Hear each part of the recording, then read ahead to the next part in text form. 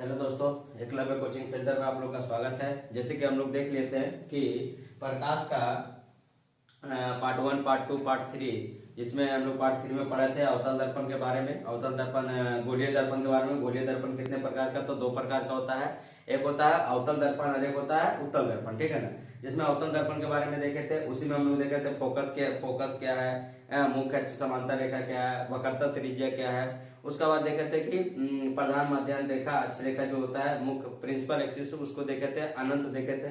तो सारा चीज उसमें हम लोग देख रहे थे गोलीय दर्पण में। गोलीय दर्पण के बाद हम लोग अवतल दर्पण को भी पढ़े थे। अवतल दर्पण में हम लोग देखे थे क्या कि मान लीजिए कि अवतल दर्पण में जो प्रतिबिंब बनता है तो कहाँ पे रखने से क्या बनता है। फोकस पे रखने पे कहाँ प्रतिबिंब बन रहा था, उसके बाद सेंटर पे रखने पे कहाँ बन रहा था, अनंत पे रखने पे कहाँ बन रहा था। उसके साथ हम लोग देखे थे कि अनंत और सेंटर के बीच में रखेंगे तो प्रतिबिंब कहाँ बनेगा। फोकस और सेंटर के बीच में रखेंगे तो प्रतिबिंब कहाँ बनेगा। फोकस और पोल के बीच में रखेंगे तो प्रतिबिंब कहाँ बनेगा। तो इन सब सारी चीजों को हम लोग पिछले वीडियो में देख लिए थे, जिस पार्ट 3 में, जिसमें हम लोग पढ़े थे कि फोकस पर अगर रहेगा कोई ऑब्जेक्ट को, अगर हम फोकस पे रखते हैं तो बनेगा प्रतिबिंब कहाँ बनेगा, अनंत पे बनेगा। लेकिन कैसा बनेगा तो उसका आकार देखे थे कि बहुत बड़ा बनेगा, ठीक है ना। उसके बाद जब हम लोग फोकस पे रखे थे तो अनंत पे बना था। तो अनंत पे रखेंगे कोई वस्तु को तो कहाँ पे बनेगा, तो फोकस पे बनेगा। लेकिन ये कैसा बनेगा, वो बहुत बड़ा बनाती बहुत छोटा बनेगा, ठीक है ना। फिर हम लोग देखे थे कि अनंत और सेंटर के बीच में रखते हैं तो कहाँ बनता था, तो सेंटर और फोकस के बीच में बनता था। तो कैसा बनता था, तो थोड़ा सा छोटा बनता था, बहुत छोटा नहीं, छोटा बनता था। सेंटर पे रखते थे कोई ऑब्जेक्ट को तो सेंटर पे रखने के बाद हम लोग का जो प्रतिबिंब बन रहा था कहाँ बन रहा था, सेंटर पे बन रहा था। उसके बाद हम लोग देखे थे कि सेंटर और फोकस के बीच में रखते थे तो हम लोग सेंटर और अनंत के बीच में बन रहा था। इसका प्रकृति क्या था, तो इसका प्रकृति जो बड़ा, इसका जो आकार था क्या था, बड़ा था, और फोकस पे रख रहे थे अनंत पे बन रहा था। तो सारी चीजों को हम लोग पिछले वीडियो में देख लेते हैं। उसके बाद हम बताए थे कि इसका प्रकृति जो होता है कैसा होता है, वास्तविक और उल्टा होता है। इसका प्रकृति कैसा होता है, वास्तविक और उल्टा होता है। और जो फोकस और पोल के बीच में, जो ध्रुव के बीच में था, वो दर्पण के पीछे बन रहा था। दर्पण के पीछे के बनने के बाद क्या बन रहा था, काल्पनिक बन रहा था। काल्पनिक और आभासी बनता है तो हमेशा कैसा प्रतिबिंब बनता है, सीधा बनता है। हमेशा कैसा बनता है, सीधा बनता है, और बहुत बड़ा बनता था। और लेकिन इधर जितना भी बड़ा बड़ा बड़ा बड़ा बन रहा था, छोटा बन रहा था, बहुत बड़ा बन रहा था, बराबर बन रहा था, तो सबका प्रकृति क्या था, वास्तविक और उल्टा था। जिसको हम ट्रिक बताते हैं कि बाहु याद रखने के बाद आपको ये चीज याद रह जाएगा। बाहु मतलब वास्तविक और उल्टा। आप देखते हैं हम लोग अवतल दर्पण का उपयोग क्या क्या है। अवतल दर्पण का उपयोग हमारे दैनिक जीवन में बहुत सारा उपयोग है, उसका प्रयोग करते हैं हम लोग भी। जैसे कि मान ली दाढ़ी बनाने के लिए भी गए, हजामती जो अवतल दर्पण का प्रयोग करता है। चाहे जो डॉक्टर है, ईएनटी डॉक्टर, जिसको आंख कान या तो गला देखना रहता है तो भी अवतल दर्पण का प्रयोग करता है। सोलर कुकर में हम लोग अवतल दर्पण का प्रयोग करते हैं। जो घर में हम लोग टेबल लाइट पढ़ते हैं उसमें भी अवतल दर्पण का प्रयोग करते हैं कि छोटे क्षेत्रों में क्या करता है, फैलाता है और वो दिखाता है। तो हम लोग उसके बारे में आप देखते हैं। इसको आप आराम से लिख लीजिएगा, या तो आपके किताब में भी दिया हुआ, आप उसको देख करके पढ़ लीजिएगा। तो आप इसको आराम से लिख भी सकते हैं या तो स्क्रीनशॉट भी कर सकते हैं। पहले हम लोग देखते हैं अवतल दर्पण का उपयोग। अवतल दर्पण का उपयोग क्या है, कॉन्केव मिरर का यूज देखते हैं। बोला कि यह वाहनों के हेडलाइट में परावर्तक के रूप में प्रयोग करते हैं। वाहनों का जो हेडलाइट होता है, वाहन का जो हेडलाइट होता है उसमें किसका प्रयोग करते हैं, तो अवतल दर्पण का प्रयोग करते हैं। वाहनों के हेडलाइट में किसका प्रयोग करते हैं, तो अवतल दर्पण का प्रयोग करते हैं। उसके बाद देखिए दंत चिकित्सक में ईएनटी याद रखिएगा, ईएनटी, जिसमें ईयर नोज और थ्रोट, ईयर नोज और थ्रोट जो है, डॉक्टर प्रकाश की किरणें छोटे अवतल दर्पण से परावर्तित करके, ठीक है, डॉक्टर जो है प्रकाश की किरणें छोटे अवतल दर्पण से परावर्तित कर दांत आंख नाक गला, दांत आंख नाक और गला इत्यादि में डालते हैं, और इससे ये अंग भली भांति क्या होते हैं, प्रकाशित हो जाते हैं। तो ईएनटी डॉक्टर किस दर्पण का प्रयोग करता है, तो अवतल दर्पण का प्रयोग करता है। आपका अवतल दर्पण का उपयोग जब आएगा तो आप ये लिख सकते हैं कि दंत चिकित्सक ईएनटी जो दांत देखता है, ENT ear nose throat doctor प्रकाश की किरणें छोटे अवतल दर्पण से परावर्तित करके दांत आंख नाक गला इत्यादि में डालते हैं। इससे यह अंग जो होता है भली भांति क्या होते हैं, प्रकाशित हो जाते हैं। इससे यह अंग क्या होता है, भली भांति प्रकाशित हो जाती है। तीसरा देखते हैं, सोलर कुकर में बड़े बड़े अवतल दर्पण का व्यवहार किया जाता है। सोलर कुकर में बड़े बड़े अवतल दर्पण का व्यवहार किया जाता है। सोलर कुकर में किसका व्यवहार किया जाता है, अवतल दर्पण का प्रयोग किया जाता है, क्योंकि ये सूर्य से आने वाली प्रकाश की समांतर किरणें और उन किरणों के साथ आने वाली ऊष्मीय विकिरण, हीट रेडिएशन, ठीक है, सूर्य से आने वाले प्रकाश की किरणें और उन किरणों के साथ आने वाले उसमें विकिरण हीट रेडिएशन को फोकस पर क्या करती है, कन्वर्जिंग कर देती है और इसे अभिसारी करती है। कन्वर्जिंग मतलब अभिसारी, इसलिए अवतल दर्पण को कौन दर्पण कहते हैं हम लोग, अभिसारी दर्पण कहते हैं। अवतल दर्पण को क्या कहते हैं, अभिसारी दर्पण कहते हैं। ठीक है, कन्वर्जिंग कर देता है। और उत्तल दर्पण को क्या बोलते हैं हम लोग, कॉन्वेक्स मिरर बोलते हैं या तो अपसारी बोलते हैं। कॉन्वेक्स मिरर या तो अपसारी दर्पण बोल रहे हैं। और टेबल लैंप में अवतल दर्पण का प्रयोग किया जाता है। टेबल लैंप में किसका प्रयोग किया जाता है, अवतल दर्पण का प्रयोग किया जाता है। जो बल्ब से चली किरणों को दर्पण से परावर्तित होकर के अभिसारी करती है। ठीक है, टेबल लैंप में अवतल दर्पण का प्रयोग किया जाता है जो बल्ब से चली किरणों के दर्पण से परावर्तित होकर के क्या करती है, अभिसारित करती है। तो इतना हम लोग सब किसके बारे में पढ़ लिए थे, अवतल दर्पण के उपयोग के बारे में। अब हम लोग आगे चलते हैं, उत्तल दर्पण के बारे में पढ़ते हैं। उत्तल दर्पण का बस एक ही उदाहरण है कि हमेशा जो उसका चित्र है, जो उसका प्रतिबिंब है, वो आता हुआ प्रतीत होता है। वो काल्पनिक बनता है और सीधा बनता है। काल्पनिक बनता है, कैसा बनता है, सीधा बनता है। तो आप उत्तल दर्पण पढ़ेंगे और उसका उपयोग को पढ़ेंगे।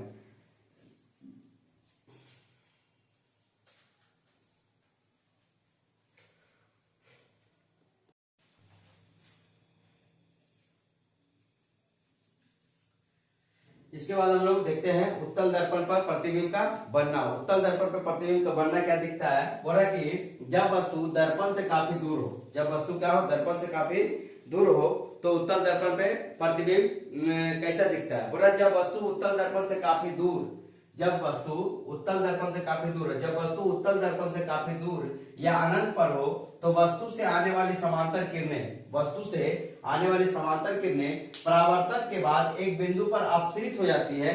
एक बिंदु पर अपसरित होते हुए प्रतीत होती है। अपसरित होते हुए क्या हुआ कि मान लीजिए कि ये रेखा यहाँ से कोई वस्तु पर आपतित होकर के यहाँ पे जा रही है और उत्तल दर्पण से टकरा कर क्या हो गई, परावर्तित हो गई है। तो परावर्तित जो है, तो यहाँ से जो बिंदु दिख रहा है क्या हो रहा है, फोकस पे मिलता हुआ क्या हो रहा है, प्रतीत हो रही है, अपसरित हो रही है। ठीक है ना, प्रतीत हो रही है, प्रतीत अपसरित होती है, प्रतीत हो रही है।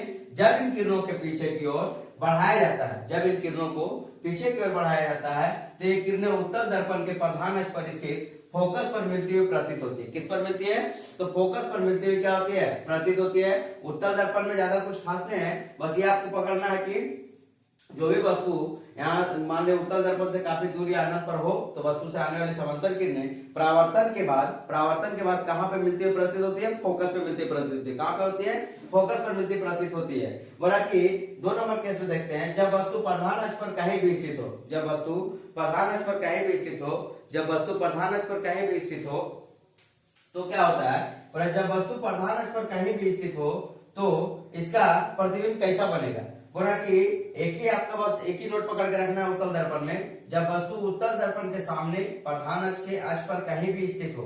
बोला जब वस्तु उत्तल दर्पण के सामने प्रधान अक्ष पर कहीं भी स्थित हो, तो प्रतिबिंब आभासी छोटा तथा दर्पण के कहाँ बनता है, पीछे बनता है। बोला कि उत्तल दर्पण में हमेशा जो प्रतिबिंब होता है वो कैसा बनता है, आभासी बनता है, छोटा बनता है और दर्पण के पीछे बनता है। कहाँ बनता है, आभासी होता है, छोटा होता है और दर्पण के कैसा होता है, पीछे बनता है। ठीक है, ये उत्तल दर्पण का मुख्य चीज आपको याद रखना है कि जब वस्तु उत्तल दर्पण के सामने प्रधान अक्ष पर कहीं भी स्थित हो, प्रधान अक्ष की कहीं भी स्थित हो, सेंटर पे हो, फोकस पे हो, पोल पे हो, तो ये हमेशा कैसा बनता है, आभासी बनता है, छोटा बनता है, दर्पण के कहाँ बनता है, पीछे बनता है। आभासी बनता है, छोटा बनता है, दर्पण के कहाँ बनता है, पीछे बनता है। इसके बाद हम लोग देखते हैं उत्तल दर्पण का उपयोग।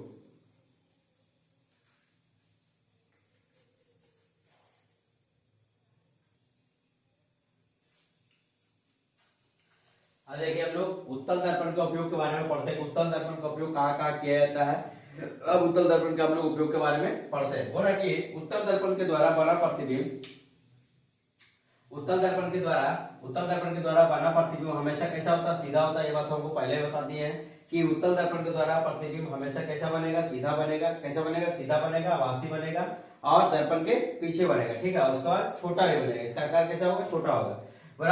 उत्तल दर्पण के द्वारा बना प्रतिबिंब हमेशा सीधा काल्पनिक होता है। सीधा और कैसा होता है, काल्पनिक होता है। सीधा और काल्पनिक होता है तथा ध्रुवता फोकस के बीच होता है। ध्रुवता किसके बीच होता है, फोकस के बीच होता है। ध्रुवता फोकस के क्या होता है, बीच होता है। बोला इसका दृष्टि क्षेत्र बड़ा, अर्थात दर्पण के सामने अधिक क्षेत्र की वस्तु हो, इसमें प्रतिबिंब बनता है। इसका जो दृष्टि क्षेत्र होता है बड़ा होता है तथा वो दर्पण के सामने अधिक क्षेत्र की वस्तुओं को इसका प्रतिबिंब क्या होता है, बनता है। इन्हीं कारणों से उत्तल दर्पण का उपयोग किसमें करते हैं, वाहन में करते हैं। किसमें करते हैं उत्तल दर्पण का उपयोग, वाहन, कारों, स्कूटर के ड्राइवर के पास साइड मिरर के रूप में इसका प्रयोग करते हैं। सीधी बात है, साइड मिरर के रूप में जब बात करें कि साइड मिरर के रूप में किसका प्रयोग करते हैं, तो साइड मिरर के रूप में हम लोग उत्तल दर्पण का प्रयोग करते हैं। साइड मिरर में किसका प्रयोग करते हैं, तो उत्तल दर्पण का प्रयोग करते हैं। साइड मिरर में किसका प्रयोग करते हैं हम लोग, तो उत्तल दर्पण का प्रयोग करते हैं। बोला कि उसके बाद देखते हैं कि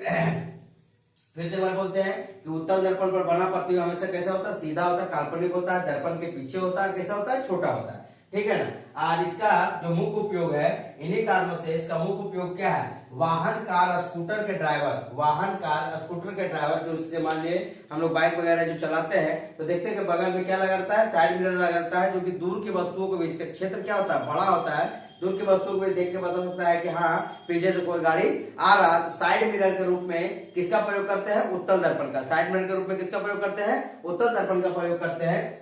ठीक है ना। बोला कि सड़कों पर लगे गए लैंप, सड़कों पर जो लैंप होता है, लैंप के प्रकाश के बड़े क्षेत्रों में फैलाने के लिए, ठीक है, बड़े क्षेत्रों में फैलाने के लिए सड़क पर हम लैंप किस लिए लगाते हैं, जो बल्ब लगाते हैं, जो लैंप की तरह इस भांति में रहता है, उसको हम लोग क्या करते हैं, बड़े क्षेत्रों में फैलाने के लिए किसका प्रयोग करते हैं, तो लैंपों को परावर्तक सतह के रूप में उत्तल दर्पण का प्रयोग करते हैं। बोला कि सड़कों पर लगे लैंपों के प्रकाश को बड़े क्षेत्रों में फैलाने के लिए इन लैंपों में परावर्तक सतह के रूप में किसका प्रयोग करते हैं, उत्तल दर्पण का प्रयोग करते हैं। सड़कों पर लगे लैंपों के प्रकाश को बड़े क्षेत्रों में फैलाने के लिए इन लैंपों में परावर्तक सतह के रूप में किसका प्रयोग करते हैं, उत्तल दर्पण का प्रयोग करते हैं। बोला पार्क में दर्शकों को अपना विचित्र प्रतिबिंब दिखाकर, ठीक है ना, पार्क वगैरह जब घूमने जाते हैं तो वहां पर दर्शकों को अपना विचित्र प्रतिबिंब दिखा करके मनोरंजन करने में तथा गली या सड़क के बल्ब को रिफ्लेक्टर के रूप में इसका प्रयोग करते हैं। गली और सड़क के बीच में अभी बता दिए कि जो सड़कों पर जो लैंप लगाया जाता है, बड़े क्षेत्र को फैलाने के लिए इस लैंपों का प्रयोग करते हैं। उसमें किस किस दर्पण का प्रयोग होता है, तो उत्तल दर्पण का प्रयोग होता है। कौन दर्पण का प्रयोग होता है, उत्तल दर्पण का। बड़ा पार्क में दर्शकों को अपना विचित्र प्रतिबिंब दिखाकर मनोरंजन करने में तथा गली या सड़क में बल्ब में रिफ्लेक्टर के रूप में इसका उपयोग हम लोग करते हैं। अब हम लोग देखते हैं कि इसका आगे कि समतल दर्पण, अवतल दर्पण, उत्तल दर्पण का पहचान किस प्रकार कर सकते हैं। क्या दिखा करके हम लोग उत्तल दर्पण पकड़ सकते हैं, क्या देख करके हम लोग अवतल दर्पण पकड़ सकते हैं, और क्या देख करके हम लोग समतल दर्पण पकड़ सकते हैं। इसका बारे में आगे चर्चा करते हैं। फिलहाल इसका आप स्क्रीनशॉट लीजिए या तो कॉपी में इसको अच्छी तरह से नोट कर लीजिए।